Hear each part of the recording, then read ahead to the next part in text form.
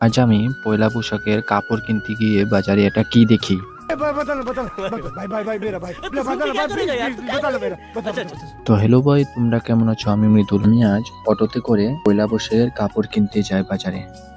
आइए देखते हैं मजा आएगा তারপর অটোতে করে আমি বাজারে এসে পড়ি। বাজারে এসে আমি এটা কি দেখলাম, আমি বাজারে এসে দেখলাম যে মহাদেব আর গৌরী নাচছে কি সুন্দর। তারপর তোমরা তো দেখতেই পাচ্ছ অনেক ভিড় লেগে গেছে এখানে কাপড়ের দোকানে।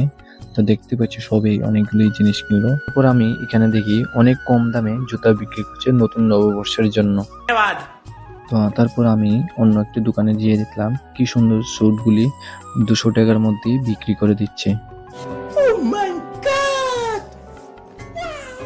তারপর তোমরা তো দেখছোই কি সুন্দর সুন্দর প্যান্ট মাত্র 100 টাকা দিয়ে বিক্রি করছে। তারপর তোমরা দেখতেই পাচ্ছ এই দোকান থেকে আমি একটা প্যান্ট নিলাম 100। তারপর এই ভাইকে বলি আমার প্যান্টটা প্যাকেট করে দিয়ে দে।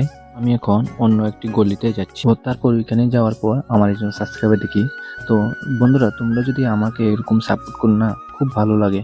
তারপর আমি নতুন আরেকটি দোকানে এসে তারপর আমি এই দোকান থেকে আমি একটা নতুন গেঞ্জি নিয়ে নিই। তারপর আমি বাজারের পাশেই রাধাকৃষ্ণের একটি মন্দিরে গিয়ে বন্ধুরা আমি রাধাকৃষ্ণকে প্রণাম করে প্রণামী দিয়ে আমার ভিডিও আজকে এখানে শেষ করছি। যদি আমার ভিডিওটা ভালো লেগে থাকে সাবস্ক্রাইব করে যাবে তোমরা।